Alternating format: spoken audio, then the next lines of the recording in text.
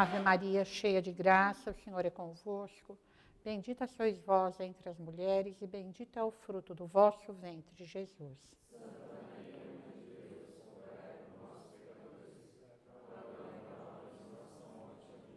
Maria, auxílio dos cristãos. São Bento e São Mauro. Em nome do Pai, do Filho e do Espírito Santo. Amém. Talvez você se lembre, então, que nós tínhamos visto um pouco a questão da imortalidade da alma, digamos, a tradição que São Tomás recebeu, a tradição cristã, escriturística, e a tradição grega, filosófica.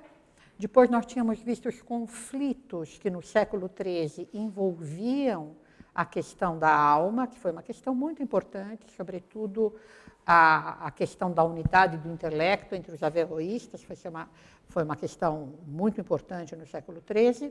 E hoje nós vamos, finalmente, ver um pouco mais a posição de São Tomás quanto à imortalidade da alma.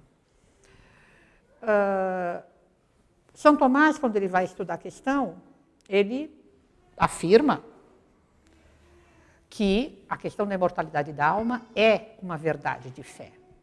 É algo de que a Sagrada Escritura, de que Nosso Senhor mesmo nos fala continuamente. Há vários lugares em que Nosso Senhor alude muito claramente à imortalidade da alma, seja por meio de parábolas, como quando ele conta a história do pobre Lázaro e do rico Epulão, em que as almas deles sobrevivem à morte física deles, seja em vários lugares em que Nosso Senhor diz, por exemplo, de que vale ao homem ganhar o mundo inteiro, se vier a perder a sua alma, não tenhais medo daqueles que podem matar o corpo, tem de medo daqueles que podem matar a alma e depois jogá-la no inferno, aquele que pode jogar a alma no inferno. Enfim, quando Nosso Senhor fala também do julgamento final, dizer, ide benditos do meu Pai, ide malditos, enfim, é uma verdade de fé, inconteste, a sobrevivência da alma, a imortalidade da alma, que a vida humana não se encerra com a morte física.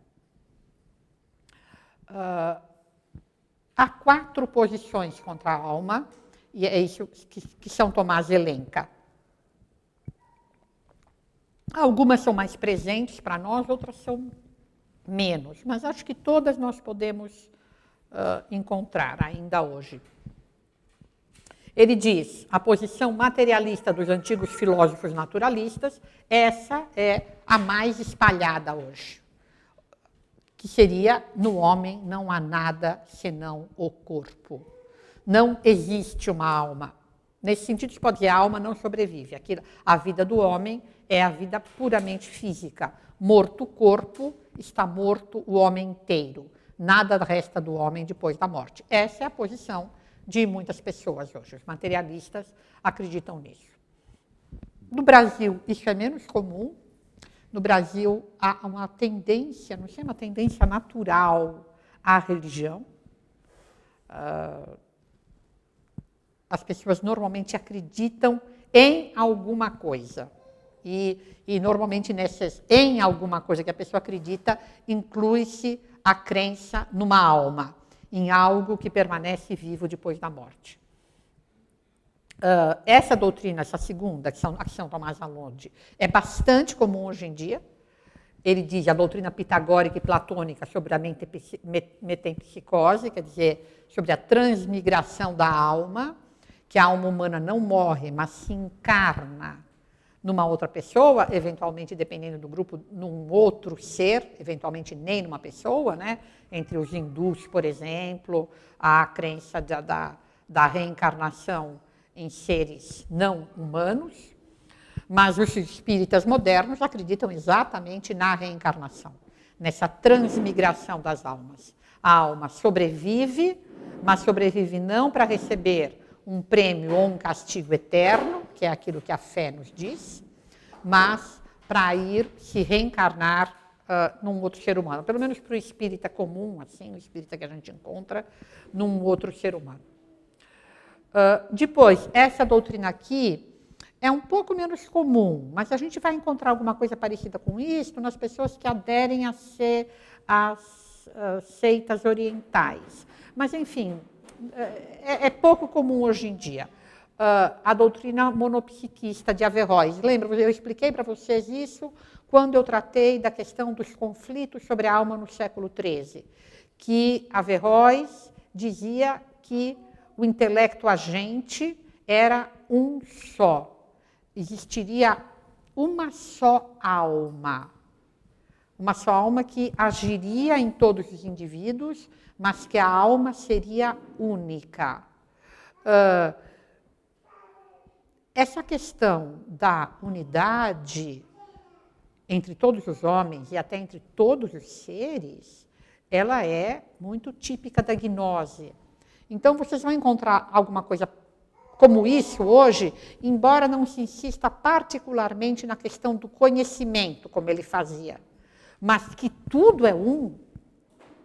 Vocês vão encontrar muitos grupos que defendem hoje. Inclusive aquela frase tão comum, que se pode entender num sentido neutro, num sentido não errôneo, mas profundamente é isso que ela quer dizer: nenhum homem é uma ilha. Porque as ilhas, de fato, todas as ilhas são uma única terra. É só a existência da água que não nos permite ver com clareza que elas são uma única terra. E é isso que essa frase profundamente quer dizer. Que nós parecemos muitos, mas que nós somos um só.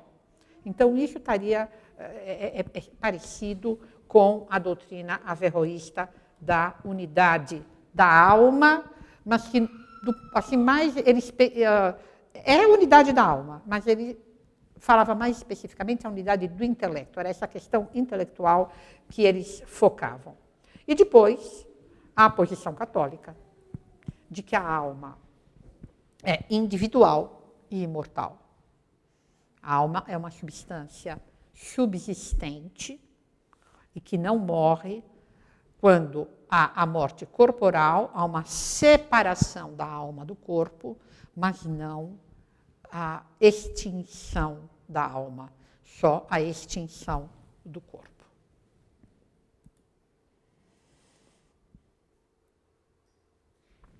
São Tomás vai dar, então, a definição de alma dele,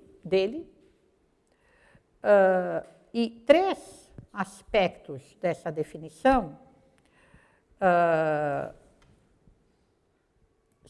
combatem os erros sobre a alma. Aí vocês estão vendo nessa imagem uma representação muito comum no Oriente, mas não só no Oriente, no Ocidente a gente também encontra esse tipo de representação, mas no Oriente é muito comum. Vocês estão vendo, é Nossa Senhora em dormição, Nossa Senhora morta, e a alminha dela sendo recebida por Nosso Senhor.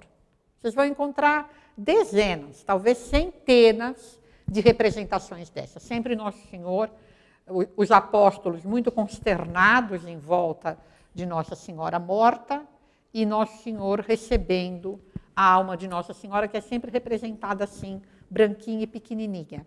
Frequentemente as representações da alma são assim. Mas então, como é que São Tomás define a alma? Em primeiro lugar, uma substância que não depende do corpo. Ou seja, uma substância que pode ter uma existência desligada do corpo.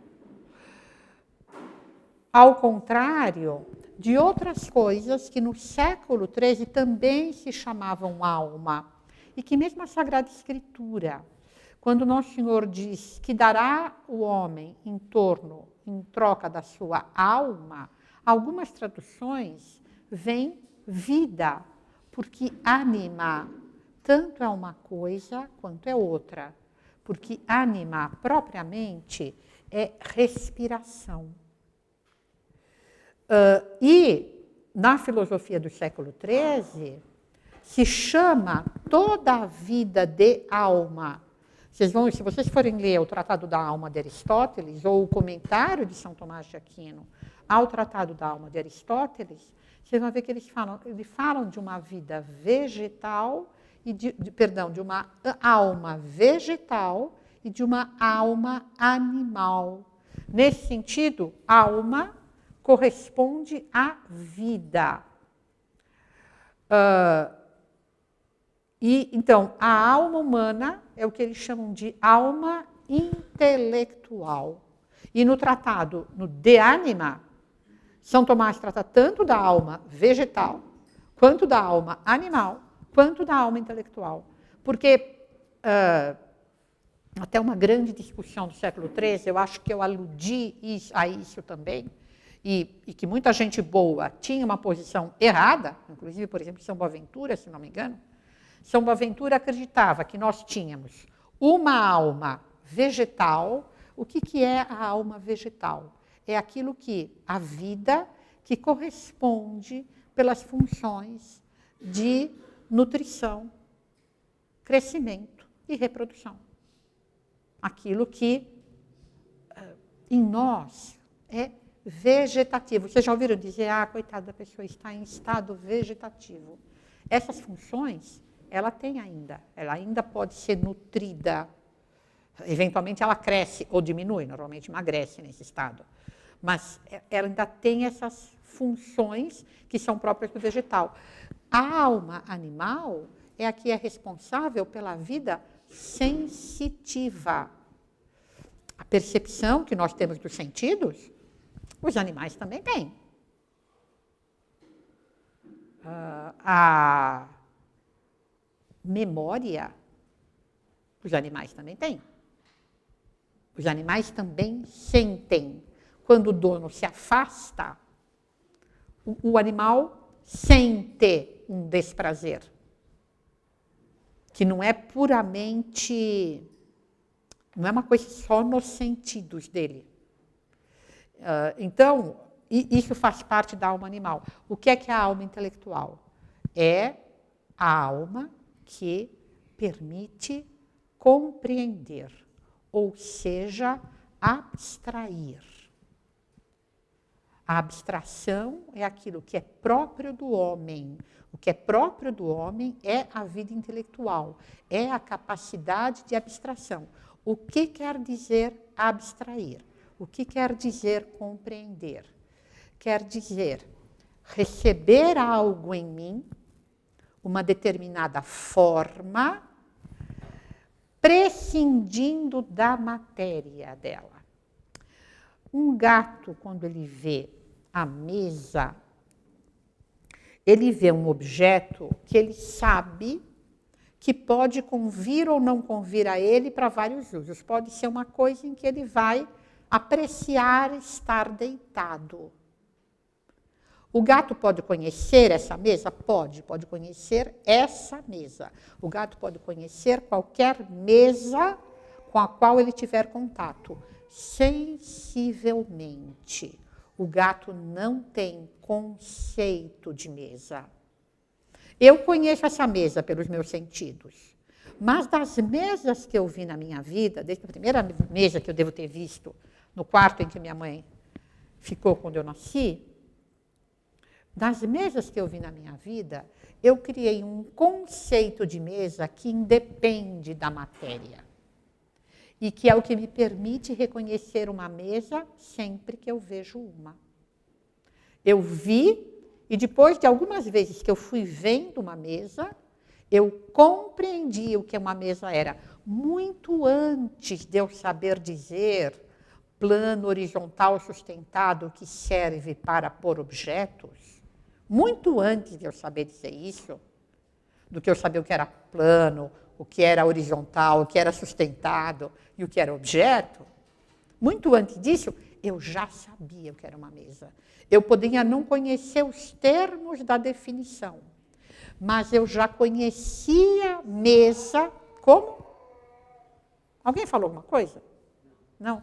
Mas eu já conhecia a mesa com uma completa abstração da matéria de toda e qualquer mesa. Fica claro? Vocês entendem o que eu quero dizer? Que eu conhecia a mesa abstraindo de qualquer matéria? Diga, André. Se eu der exemplos, você diz de outros objetos, é isso? Isso, é ótimo, isso mesmo. Quer dizer, é você, Davi, que está falando? Vê se eu me consigo fazer entender. Quando eu digo abstraída de qualquer matéria, você, por exemplo, quando você vai num lugar onde você nunca foi, e tem uma mesa que você nunca viu. Digamos que tem uma mesa em formato de margarida, feita em cobre martelado. Você nunca viu uma mesa em formato de margarida feita de cobre martelado. Você não tem daquela mesa o mínimo conhecimento das características materiais dela. Você pode até falar assim, que mesa esquisita, mas você sabe que ela é mesa, porque você tem na sua cabeça a ideia de mesa que se aplica a todas as mesas do mundo, independente de qualquer característica material. Não interessa se é retangular ou redonda, se é oval ou quadrada, se é de madeira ou de metal, se é alta ou se é baixa, se é pequeno ou se é grande. A partir do momento que você formou na sua inteligência o conceito de mesa, você vai sempre reconhecer uma mesa quando você vir uma. Você vai sempre, se alguém te pedir, sei lá, se você for um menino que é hábil no desenho, ser capaz de desenhar uma mesa, e você eventualmente poderia explicar para uma pessoa que não soubesse o que é mesa, o que uma mesa é. Isso só o homem é capaz de fazer. O gato, o cão, a pomba, não tem nenhuma ideia do conceito de mesa. Os animais não têm isso, só nós temos. É por isso que nós somos capazes de raciocinar. É por isso que nós somos capazes de produzir conhecimento. Porque nós podemos lidar com as coisas do mundo independente da materialidade delas. Nós podemos analisá-las, juntá-las, separá-las, criar coisas novas, independente da materialidade das coisas. A gente pode imaginar uma nova mesa. Os animais, mesmo aqueles animais a quem Deus deu certas habilidades, que eles são capazes de mexer na matéria do mundo, como aquele passarinho que sabe fazer aquela casinha, o João de Barro, ele sabe fazer aquela casinha. Ele nunca vai poder pensar em fazer um prédio de apartamento para ficar perto da família, pôr uma em cima da outra. Isso não é impossível. Ele não vai, num lugar em que falta barro, pensar, não, agora eu vou começar a construir minha casa de um outro jeito. Ele não pode fazer isso, porque justamente ele não tem nenhum conhecimento abstrato. É só quando a gente tem esse conhecimento abstrato, que da realidade tira conceito, e nós estamos fazendo isso o tempo inteiro. Nós podemos não reparar, mas o tempo inteiro nós estamos pegando a realidade material e tirando delas conceitos. Às vezes nós podemos, eventualmente, tirar conceitos errados, fazer uma abstração errada. É aquilo que vulgarmente se chama de preconceito. Se eu, digamos assim, eu vi uma cearense, né, Johanna? Vi uma cearense, deixa eu pegar os cearenses para Cristo, eu vi uma cearense quebrando as coisas com facilidade. Depois eu conheci uma segunda cearense, e ela também quebrava as coisas bastante. Aí eu venho a conhecer uma terceira cearense, e ela também quebrava. Eu posso criar na minha cabeça abstrair, fazer um conceito de cearense que inclua quebrar as coisas com facilidade. Vai ser um conceito errado, isso não existe. Os cearenses quebram ou não quebram, mas às vezes, eu estou só brincando, mas às vezes a gente pode chegar a conceitos errados. As crianças às vezes fazem isso. Eu me lembro sempre da filhinha de uma ex-professora nossa, que naturalmente ela viu um passarinho e alguém disse para ela, piu-piu. E aí tudo que a Isabel via que voava, podia ser uma barata, um pernilongo, uma joaninha, a Isabel chamava de piu-piu, porque ela formou, digamos, ela formou um conceito, coisa que voa. Quando ela apontou o piu-piu, quando ela apontou o passarinho, o que ela estava apontando para a mãe era, mãe, olha aquela coisa que voa. Quando a mãe nomeou, ela entendeu que esse conceito abstrato que ela formou, ser que voa, se chamava piu-piu. E a partir daí ela foi aplicar esse nome que ela aprendeu a toda vez que ela via algo que encaixava no conceito que ela tinha feito, coisa que voa, e que disseram para ela que chama piu-piu. Ela não sabia que o conceito de pássaro, que era o que a mãe queria transmitir a ela, incluía muitas outras coisas. Um ser de um certo tamanho, ovíparo, com o corpo coberto de pena. Ela não dominou direito o conceito que estava sendo transmitido, mas ela formou um conceito abstrato, um conceito independente de qualquer matéria. Ficou mais claro o que eu quero dizer com independente de qualquer matéria? Ficou? Para quem que eu pergunto? André, você achou que ficou? Ficou? Então tá bom. Isso só o homem que pode fazer.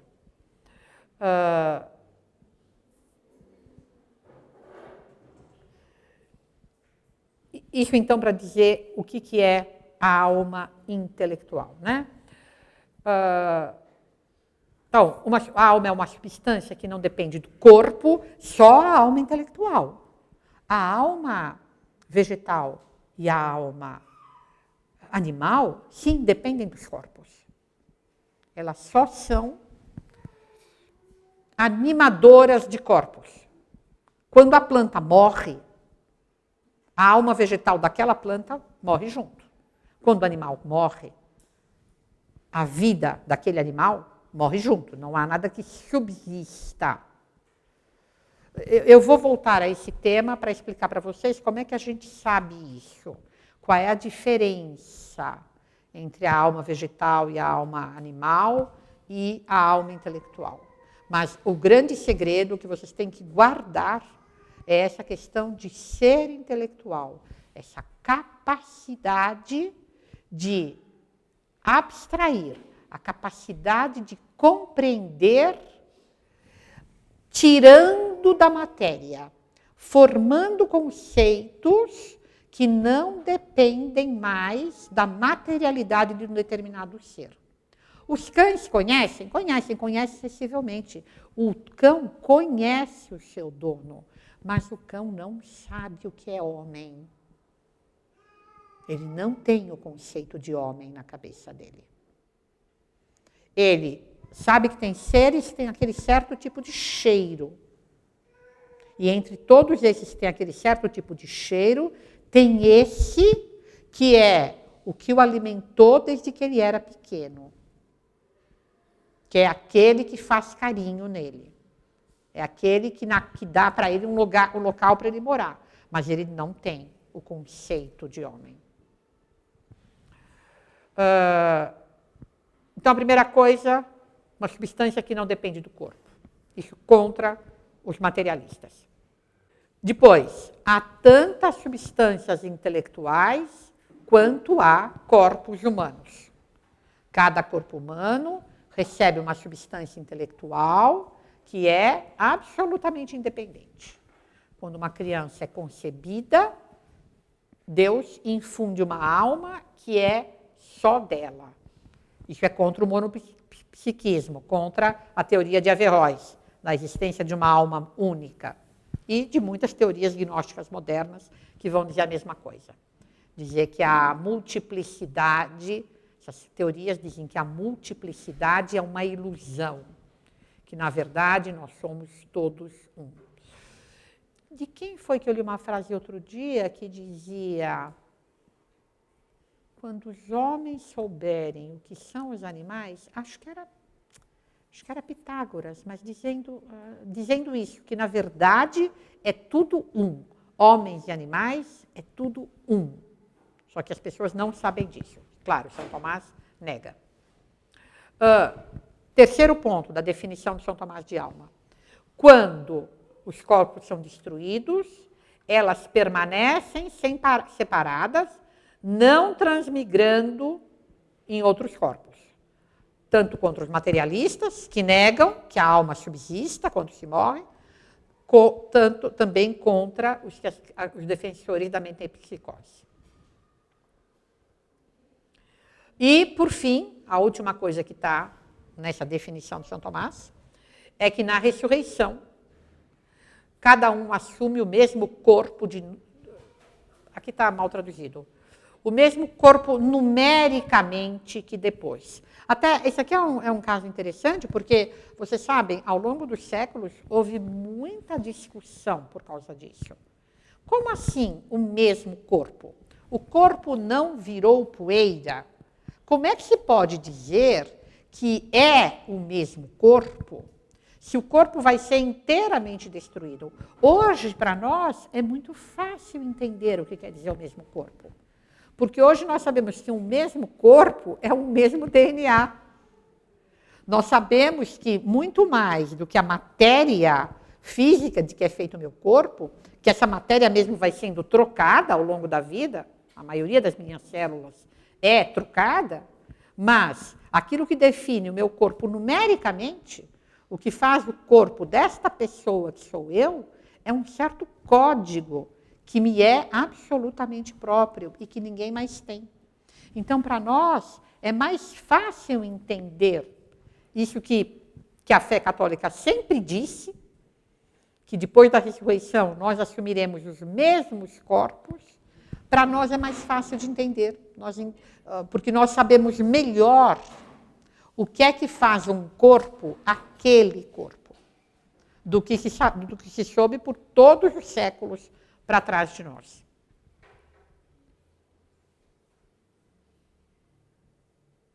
Mas São Tomás, embora ele diga que isso é uma verdade de fé, e ele dá as características, ele explica exatamente o que é que essa verdade de fé pede que nós acreditemos. Então, que a alma não morre com o corpo, que a alma vai viver para sempre, que a alma, que cada pessoa tem uma alma que lhe é própria, que essa alma vai ser premiada ou castigada. Embora ele afirme isso, mas ele diz também que essa verdade ela pode ser compreendida racionalmente. É a mesma coisa que ele diz, por exemplo, da existência de Deus. A existência de Deus é verdade de fé? É verdade de fé. O que não quer dizer que ela não possa ser provada pela razão. E a gente poderia lembrar aqui aquilo que ele comenta quando ele está falando exatamente das provas da existência de Deus. Ele diz, mas se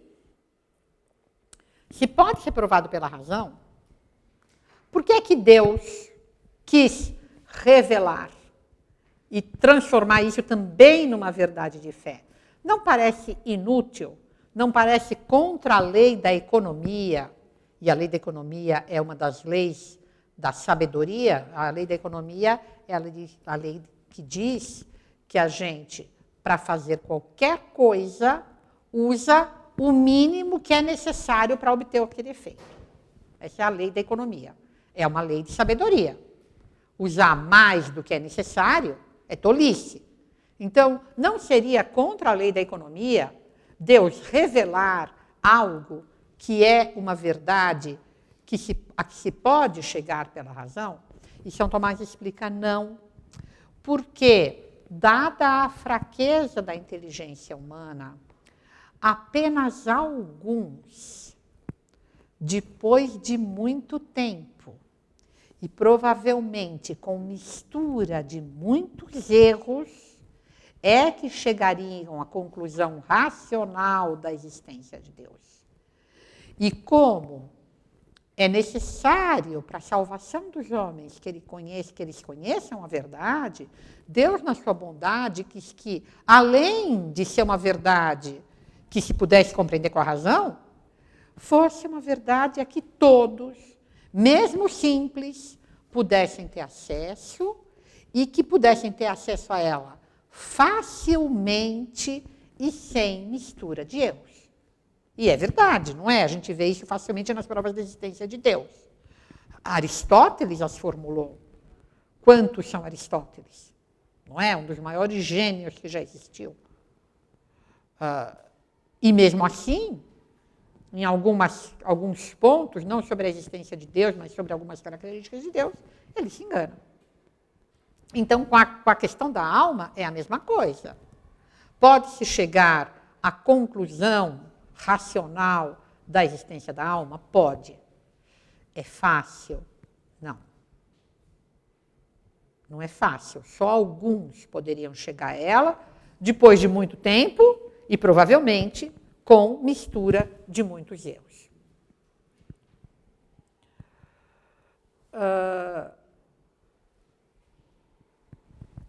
O lugar em que São Tomás estuda mais detalhadamente essa questão é a questão 14 das questões disputadas sobre a alma. É nessa questão 14 que ele trata dessa questão da imortalidade. Eu já disse para vocês o que são as questões disputadas, mas como há sempre muita gente nova, é melhor explicar novamente. A questão disputada era um dos procedimentos da universidade medieval. O mestre propunha um tema e ele elencava as dúvidas que os alunos podiam propor, ele mesmo podia propor dúvidas, digamos, que fossem correntes na época, e tudo se discutia para chegar às conclusões devidas. Era assim, é difícil para nós termos ideia de qual era, digamos, a liberdade de discussão numa universidade medieval. O método de ensino na universidade medieval era um método de discutir as questões. Se vocês pegarem a Suma, vocês vão ver que cada artigo começa com uma dúvida. A questão da existência de Deus, por exemplo, começa assim: parece que Deus não existe. E aí, por causa disso, por causa disso, por causa disso, por causa disso, por causa disso, por causa disso. No entanto, e aí ele cita uma autoridade, pode ser uma autoridade da Sagrada Escritura, um grande doutor, ou até um filósofo, eventualmente pode ser um filósofo, afirmando o contrário daquilo que primeiro ele disse que parece. E aí ele começa a responder cada uma das objeções. Depois ele faz uma espécie de conclusão, né? Ele vai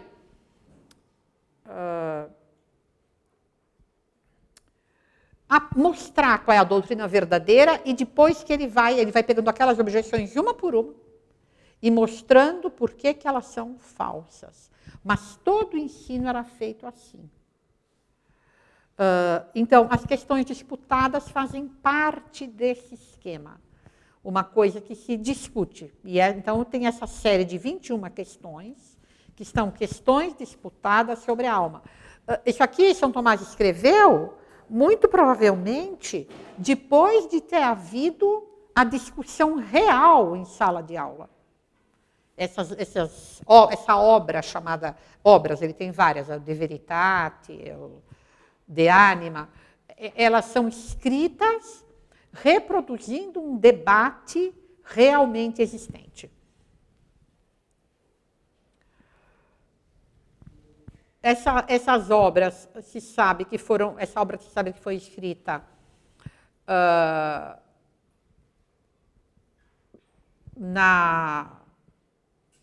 durante a estada de São Tomás em Roma. Como eu já comentei com vocês, São Tomás viajava muito, porque ele era sempre chamado onde ele era necessitado. Ele primeiro, quando ele entrou na ordem, o primeiro lugar onde ele foi para Paris. Ele foi para Paris e em Paris ele ficou sendo aluno de Santo Alberto Magno. E aí, eu comentei isso outro dia, mas acho que não foi aqui. A ordem dominicana tinha feito um congresso e eles tinham decidido que eles precisavam formar os monges novos deles. Porque quando São Domingos começou, entrou muita gente muito erudita na ordem, mas depois, enfim, conforme a ordem foi crescendo, né, no tempo de São Tomás, a ordem estava fundada, acho que há uns quase 100 anos, chegavam garotos que não sabiam grande coisa. E eles acharam que o nível intelectual dentro da ordem estava caindo. Então, eles resolveram fazer os studiums, que seriam uma espécie de universidades internas dos dominicanos. E, justamente, então, Santo Alberto vai ser mandado, no tempo que ele estava sendo professor em Paris, para a Colônia, que ia começar um estudo dominicano em Colônia, começar um lugar de estudo para formar o pessoal interno da congregação, da ordem, em Colônia. E aí ele resolve levar São Tomás de Aquino. Como eu já contei recentemente, mas repito, é lá nesse lugar que ele vai ser chamado de boi mudo da Sicília é o lugar em que ele nasceu, e que Santo Alberto vai observar para os colegas, vocês o chamam de boi mudo, o mugido desse boi um dia vai atroar todo o universo, porque Santo Alberto tinha percebido qual era o tamanho da capacidade de São Tomás.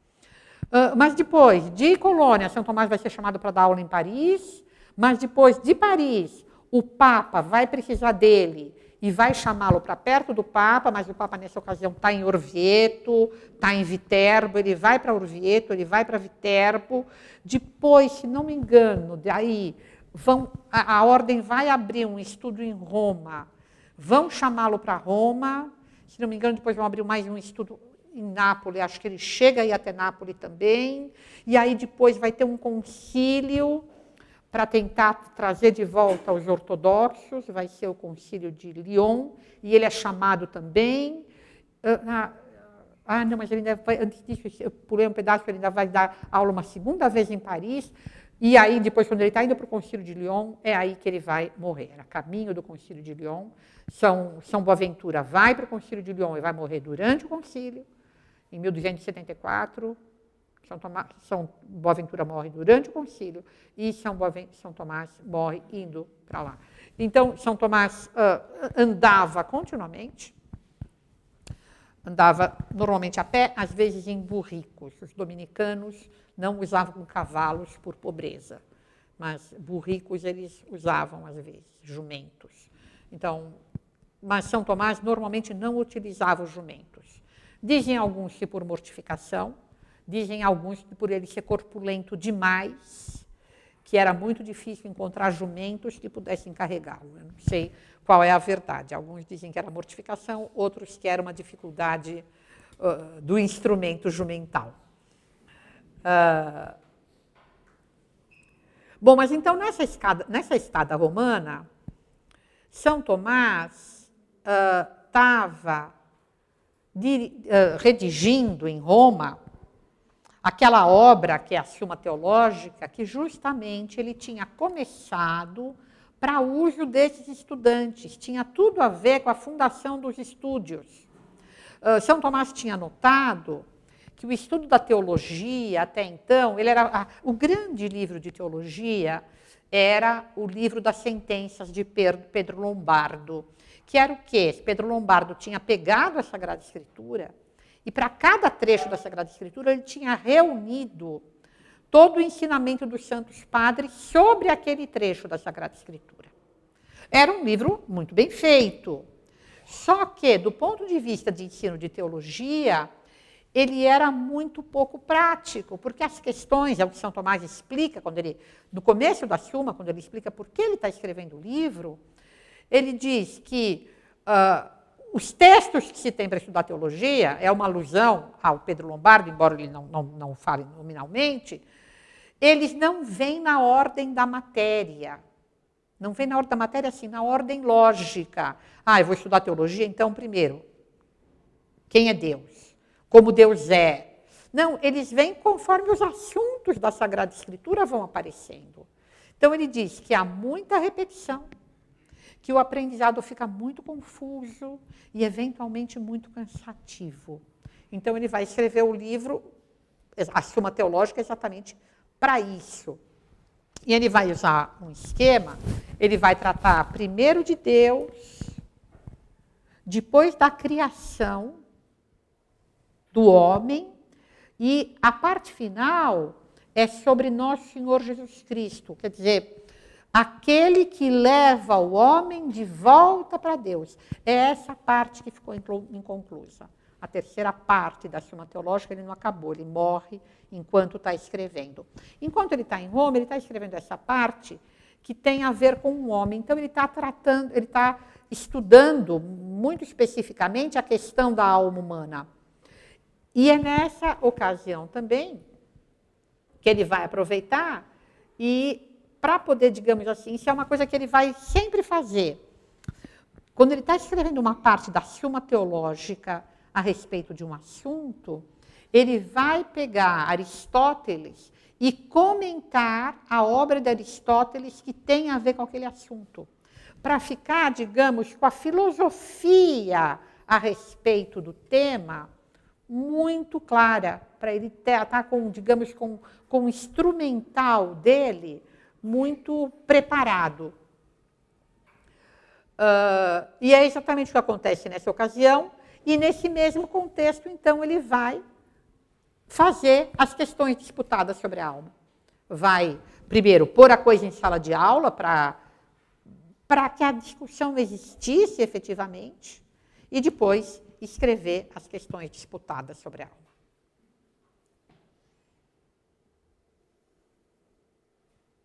alma. Eu vou, então, procurar resumir para vocês de uma maneira assim bem simplificada. Se aqui, ou eventualmente vendo, há pessoas que, digamos, são especialistas na matéria, que elas me desculpem a simplificação que eu vou fazer. Mas é porque justamente me parece que o importante é que se entenda a essência do pensamento dele. Então, eu espero não falsear esse pensamento pela simplificação, mas vou procurar fazer da maneira mais simples possível. Em primeiro lugar, que a gente pense na corporeidade e espiritualidade do homem. A Sagrada Escritura, eu até pus aí uma figura medieval, Deus moldando o homem, está moldando o homem no barro da terra, está ainda meio sem acabar Adão. Ela é muito clara a respeito disso. Ela fala que Deus fez o homem do barro da terra e que depois ele soprou nele uma alma vivente. A Sagrada Escritura deixa muito clara a existência de dois elementos separados.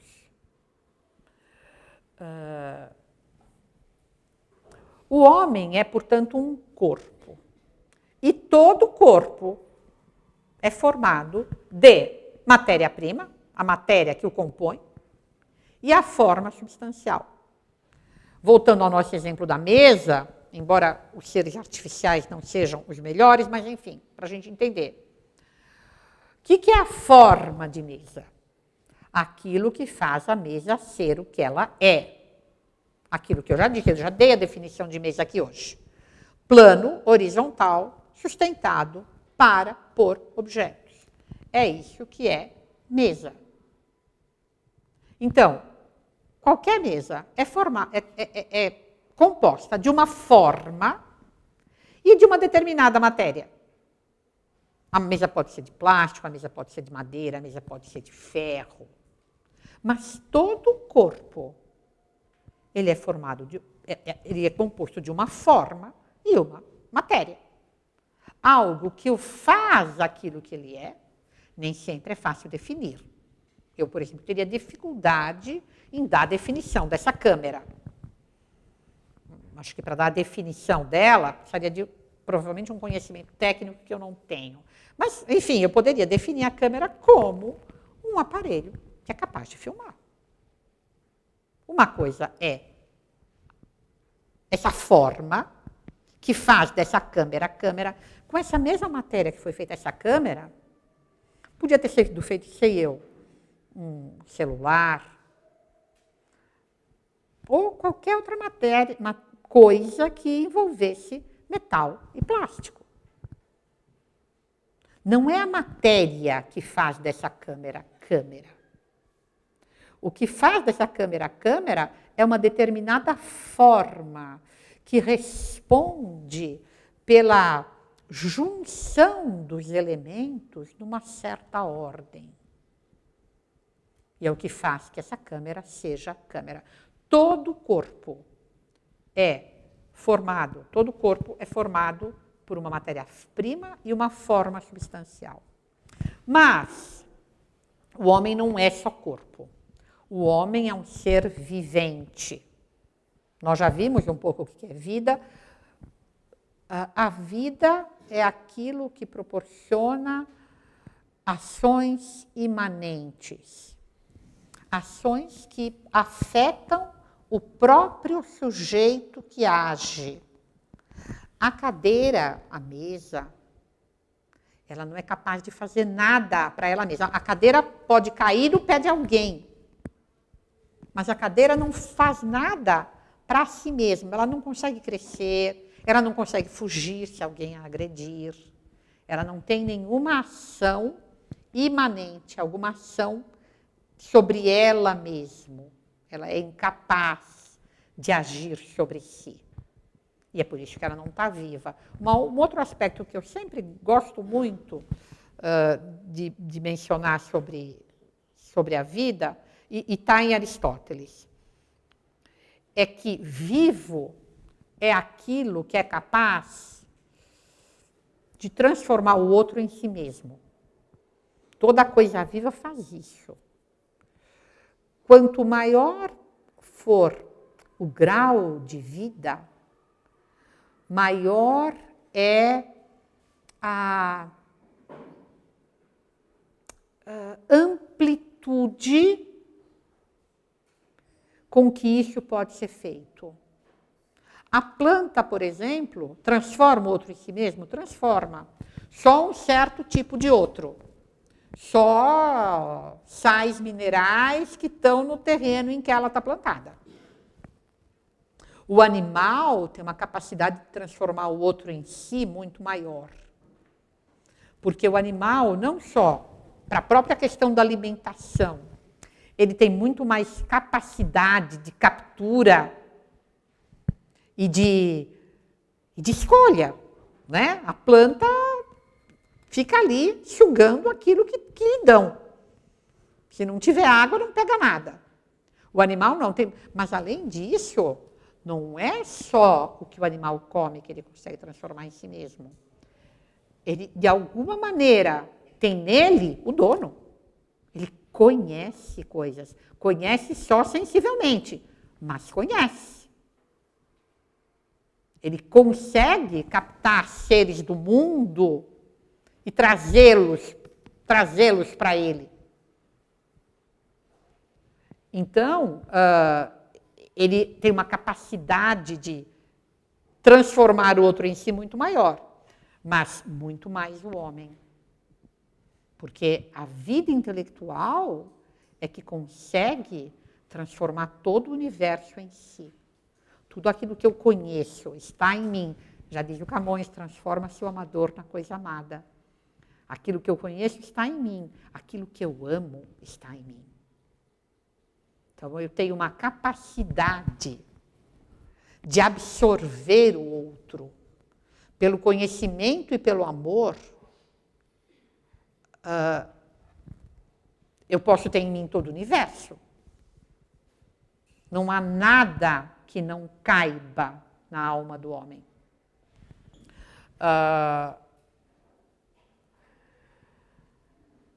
Pois então, o homem, sendo um ser vivente, ele tem uma forma substancial de um tipo particular que recebe o nome de ânima, alma. Agora, qual é a diferença da alma intelectual, da alma que é humana, com a alma vegetal ou com a alma animal? A diferença é que nos seres não intelectuais, o informar aquela matéria esgota toda a capacidade daquela alma. Aquela alma, tudo que ela pode fazer é informar aquela matéria. Ela não tem funções independentes daquela matéria. E por isso elas são chamadas formas materiais. Não porque sejam feitas de matéria, mas porque elas são apenas e inteiramente a forma de uma matéria. De tal modo que quando aquela matéria se desintegra, quando eu não ponho água na minha planta e ela morre, quando aquela matéria se desintegra, a forma dela se desintegra igualmente. Vamos ver se eu consigo explicar para vocês. Não, agora ainda vou insistir mais um pouco sobre a forma espiritual do homem, e aí eu vou tentar explicar para vocês como é que a gente sabe disso, como é que a gente faz essa diferença. Bom, então, a forma substancial do homem, ela não é material. Nós vimos que a gente diz que nesse mouse aqui a forma é material. Se passar a roda do carro em cima do mouse e a matéria dele for desintegrada, acabou o mouse, deixou de ser mouse. Mas mesmo num ser vivo, num cachorro, num gato, numa planta, quando se desintegra a matéria, ele também tem uma forma material. Porque quando se desintegra a matéria, aquela alma se desintegra. Por quê? Porque a única função daquela alma é juntar aquela matéria. Ela esgota toda a sua potencialidade em fazer isso. Ela não tem uma potência maior do que essa. A alma espiritual, não. A alma espiritual, está aí de novo um desenho medieval, uma escultura medieval de Deus criando Adão. Aqui tem um errinho. A alma do homem não esgota a sua realidade em informar a matéria do homem, mas ela tem uma existência própria, independente da matéria, que a Sagrada Escritura justamente quis indicar, mostrando esses dois atos separados de Deus. Primeiro, ele forma Adão da matéria, do barro da terra. Segundo, ele sopra nele e infunde uma alma vivente. Há uma, digamos assim, uma segunda substância que é dada ao homem. Então, enquanto nos outros seres, aquilo que existe é só o composto de forma substancial mais matéria-prima daquele ser, no homem, sem dúvida, existe o composto. Existe aquele homem que é aquela matéria com aquela alma.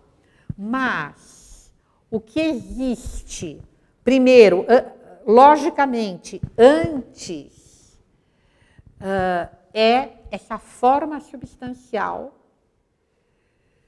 Ela é uma forma substancial sui generis, uma forma substancial subsistente. Por que nós sabemos que ela é subsistente? Em primeiro lugar, por que nós dizemos que ela é espiritual? Espiritual quer dizer que não é composto, que é simples. Sendo simples, não pode ser, porque tudo aquilo que acaba porque há uma forma que se separa de uma matéria. A alma, não tendo essa composição de matéria e forma, sendo puramente espírito, ela não tem como se degradar.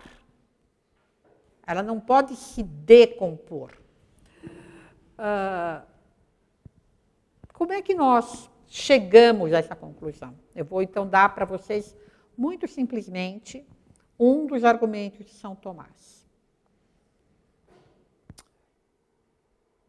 Nós podemos concluir que a alma do homem é espiritual, que ela não é material, pela comparação da atividade humana com a atividade dos outros animais.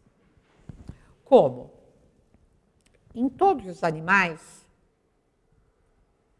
toda atividade, mesmo a mais elevada que um animal possa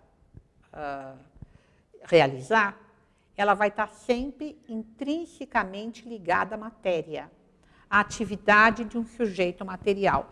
Qual é uma ação mais elevada que vocês podem imaginar um cão fazendo? Digamos que um cão salva uma criança. O cão salvar essa criança vai estar sempre ligado a uma percepção material. O cão é capaz de, acho que muitos cães fazem isso, se ele vê uma criança caindo na água, ele se joga e vai lá e tira a criança da água. Por quê? Porque ele tem um instinto, normalmente acho que muitos cães têm um instinto de ajuda, não é? Os cães dizem, costuma-se dizer que os cães são os melhores amigos dos homens, mas eu me lembro, assim, eu tive pouco contato com cães, mas de fato eles pareciam ter um instinto de auxílio, de correr em socorro dos homens, em ajudar. E ele faz isso por causa disso. Mas tem um príncipe da casa portuguesa, isso me impressionou muito quando eu soube, foi há muitos anos que eu soube, acho que uns 30 anos já, eu era moça. Ele era até o herdeiro do trono, claro, o trono da casa portuguesa não tem mais poder nenhum, mas ele era o herdeiro do trono. E esse rapaz veio para a Amazônia trabalhar num leprosário. Ele veio fazer isso da vida dele, cuidar dos leprosos num leprosário da Amazônia. Essa atitude dele é uma atitude que a gente pode chamar de dependente da matéria. Ele veio por uma razão abstrata, é diferente do cão que salva a criança. Nenhum cão poderia tomar a resolução, eu vou passar a viver aqui do lado deste rio, para que quando eventualmente algum ser humano esteja numa situação de perigo, eu vou salvá-lo. Isso é impossível para um cão. Só um ser humano pode, através de uma abstração da matéria, vocês entendem o que eu quero dizer quando eu digo que a resolução do príncipe português, lá em Lisboa, no palácio dele, quando ele decide vir para a Amazônia cuidar de leprosos, É uma resolução abstrata, independente de matéria. Não é porque ele conhece aquelas pessoas. Não é porque ele se viu numa situação em que também pode acontecer para um homem. E aí um homem vai agir quase por instinto. Ele vai lá e salva a pessoa que está se afogando. Mas aqui é uma coisa diferente. Na verdade, eu não sei nada do príncipe. Mas, muito facilmente a gente conclui que é por alguns conceitos que ele tem sobre o que é a vida, o que vale e não vale a pena fazer com a própria vida, que ele abandona uma vida que a gente supõe confortável em Lisboa, ou onde quer que a família dele vivesse, eu não sei se eles estavam exilados em algum outro lugar, não sei, para ir se dedicar a cuidar de leprosos em Manaus. Isso só os homens podem fazer. Nos homens, há atividades, o pensamento e a vontade livre, que são desligados da matéria. Desligados nesse sentido que eu estou tentando fazer vocês entenderem. Eles são abstratos, eles têm a ver com princípios, com resoluções, com coisas que não têm nada a ver com a matéria concreta. Mesmo com a matéria concreta que eles vão se aplicar. Claro, esse príncipe, ele ia lá cuidar de leprosos concretos. Mas o ato de vontade dele é um ato independente de qualquer matéria. A própria compreensão que o levou a esse ato, ela independe da matéria. Ficou claro? O que vocês acham? Alguém quer me fazer uma pergunta para me ajudar? André, você quer me fazer uma pergunta para me ajudar? Não? Não quer. Que maldade. E o passo seguinte de São Tomás, depois de dizer isso, que no homem há atividades intelectuais. Volto, por exemplo, quando eu compreendo uma coisa, quando eu compreendo o conceito. Vocês entendem quando eu entendo que a soma dos quadrados dos catetos é igual ao quadrado da hipotenusa? Essa compreensão é independente da matéria? É independente da matéria porque não é deste ou daquele triângulo que eu estou falando. Não é de nenhum objeto concreto da realidade. Eu tenho o conceito puro de que a soma dos quadrados dos catetos é igual ao quadrado da hipotenusa. Eu sei pouquíssima coisa de matemática. Uma pessoa que soubesse mais matemática, quando eu formulo também que matéria atrai matéria, como é que é? Na proporção direta da massa e contrária da distância, é isso? É assim, Lucas? É? Inverso do quadrado da distância, né? Essa formulação também é um puro conceito intelectual, é independente da matéria. O homem que chegou a formular isso, claro que ele teve dados materiais, mas quando ele formula isso, esse conceito não depende mais da matéria. E é por isso que nunca nenhum cão poderia ter formulado isso. Porque para chegar a formular isso, é preciso abstrair, é preciso deixar de considerar os seres na sua materialidade e vê-los abstratamente.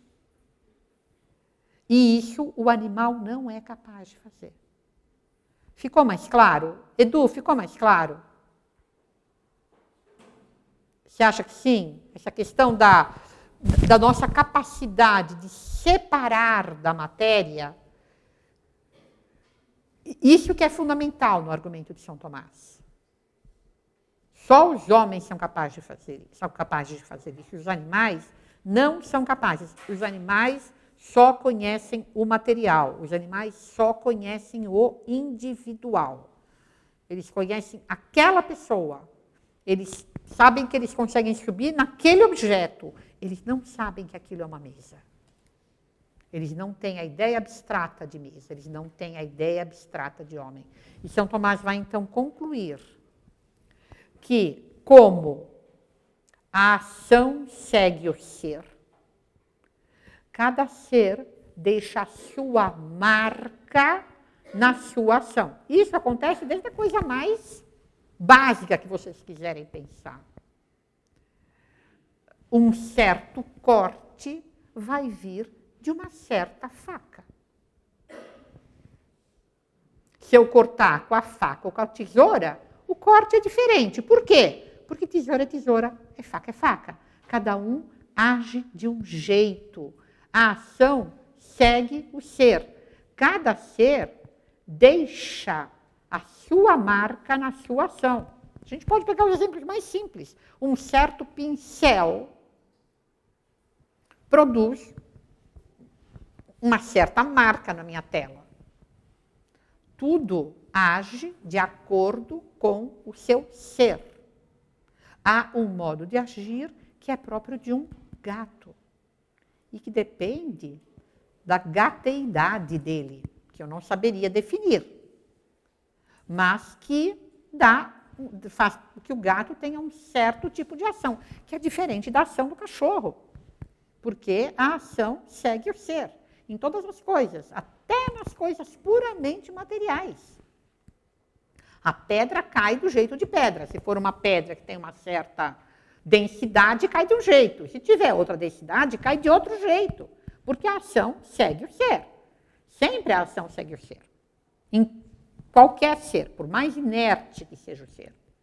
A ação que ele tiver, ainda que seja uma ação provocada, como a da pedra, que por ela mesma não faz nada, mas se ela for lançada, ela vai agir, entre aspas, de acordo com o ser dela. Mais fácil ainda a gente vê nos vegetais, porque eles têm mais ação, e a gente vê que nos vegetais a ação segue o ser. A cerejeira nunca vai dar maçãs, porque o ser de cerejeira só permite que ela produza cerejas. Não tem perigo de um dia ela se confundir e dar maçãs, porque a ação segue o ser. A ação segue o ser. E, portanto, se nós somos capazes de ter uma ação, a ação intelectual e a ação volitiva, que são independentes da matéria, é porque há um princípio que não é matéria. Se nós não tivéssemos um princípio que não é matéria, nós só seríamos capazes de agir de forma material, ligados à matéria, como acontece com os animais. Mas nós não. Nós somos capazes de ação que é desligada de toda a matéria. Portanto, nós temos em nós um princípio que não é matéria. Nós temos em nós um princípio que é puramente espiritual.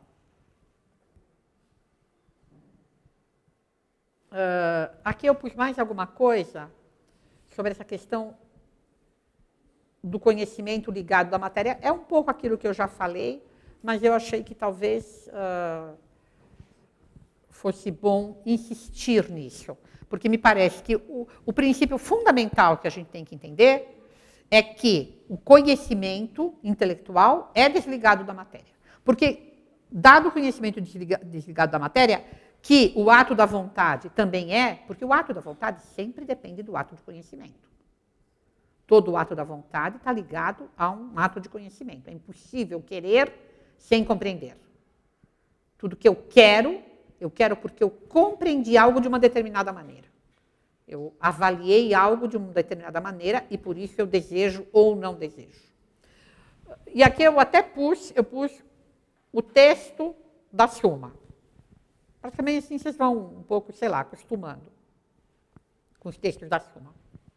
Os seres dotados de conhecimento se distinguem dos que não conhecem em que estes não têm outras formas além de sua própria forma. Aqui ele está citando Aristóteles.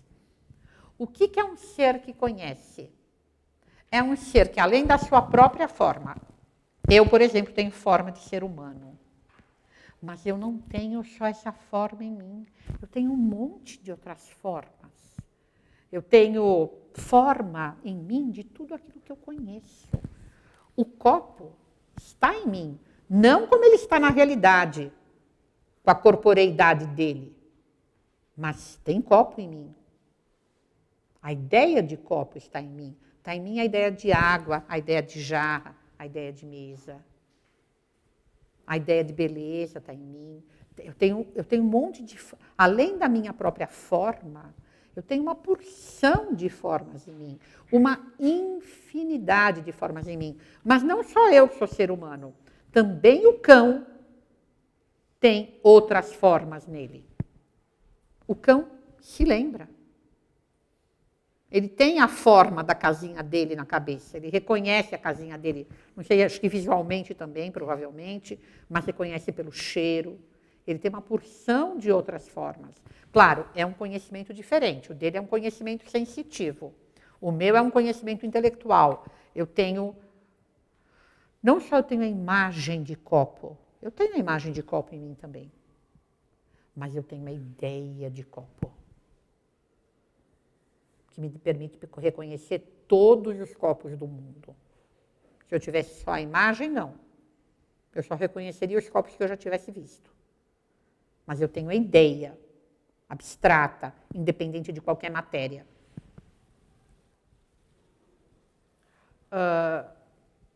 Bom, então, pois a forma do conhecido está no conhecedor. Não, eu pulei um pedacinho, né? Além de sua própria forma. Enquanto que o ser capaz de conhecer por natureza, o ser capaz de conhecer por natureza tem a capacidade de receber também as formas de outras coisas, pois a forma do conhecido está no conhecedor. É evidente, por isso, que a natureza do não conhecedor é mais restrita e mais limitada, tendo, ao contrário, a do conhecedor mais amplitude e extensão maior. Claro, é uma natureza mais ampla a daquele que é capaz de conhecer e que é capaz de receber outras formas em si. E aí ele cita Aristóteles, uma frase que eu cito sempre, o que faz o filósofo dizer que a alma é, de certo modo, todas as coisas.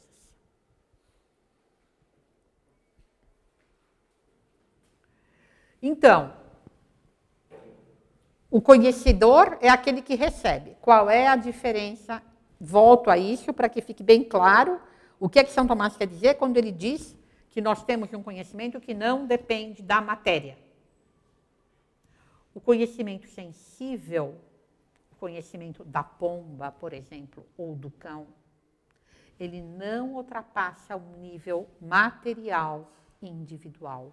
Ele não é capaz de abstração. O conhecimento racional, ao contrário, pelo processo de abstração, ultrapassa o nível material. Ele vai ocorrer independente de qualquer matéria. A partir do momento que o conceito foi formado, ele não depende mais da matéria. Eu sei o que é copo, independentemente de qualquer matéria, de se é de vidro, de plástico, de qualquer coisa, eu sei o que é copo. E isso, eu pego o exemplo simples do copo, mas tudo aquilo que eu conheço abstratamente, eu conheço independentemente de qualquer matéria. E quando aquilo que eu conheço leva a atos da minha vontade, eu posso ter atos de vontade que independem da matéria. Independem de qualquer matéria. Uma menina que nem Santa Teresinha, querendo ir para os Carmelo aos 15 anos, a raiz do ato de vontade dela não tinha nada que ver com nenhuma matéria. Era um ato independente de amor por um Deus com o qual ela não tinha nenhuma relação material.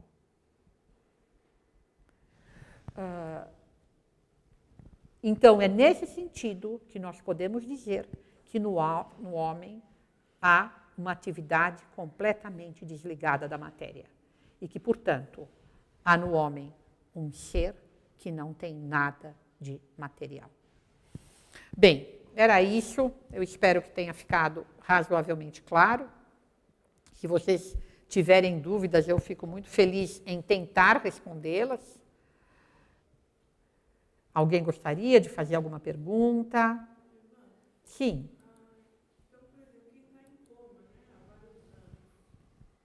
Eu não entendi, querida. Sim.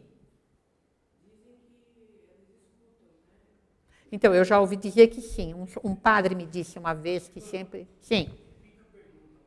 Ah, pois não, tem razão. É que ela não fez ainda a pergunta. A Estela está me falando de uma pessoa que está em coma em vários anos. O que você gostaria de saber?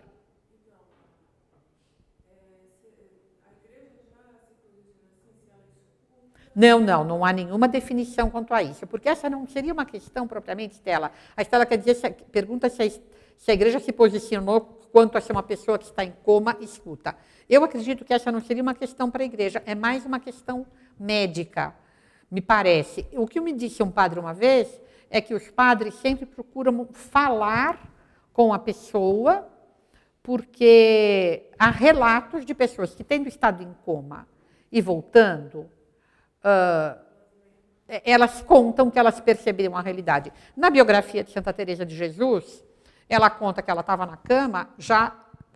Naquele tempo não se usava a expressão em coma, mas eu acredito que fosse assim, porque eles estavam tão certos de que ela estava morta, que eles começaram a acender as velas em volta dela, e inclusive pingaram cera sobre os olhos dela, de tanta certeza que eles tinham que ela estava morta.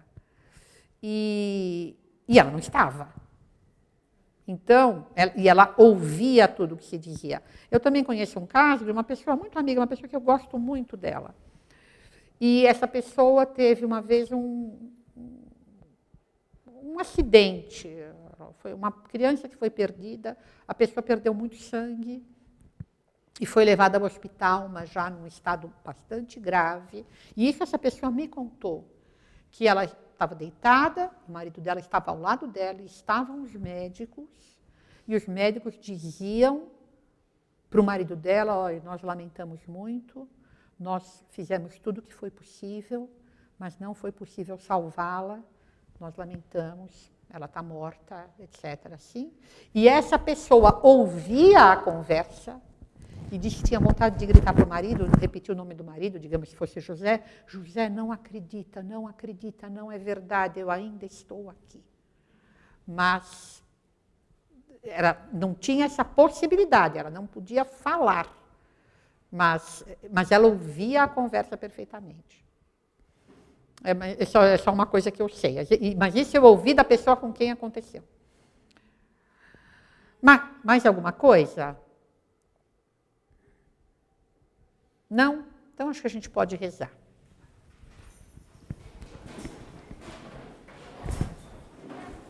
Em nome do Pai, do Filho e do Espírito Santo. Amém. Ave Maria, cheia de graça, o Senhor é convosco. Bendita sois vós entre as mulheres, e bendito é o fruto do vosso ventre, Jesus.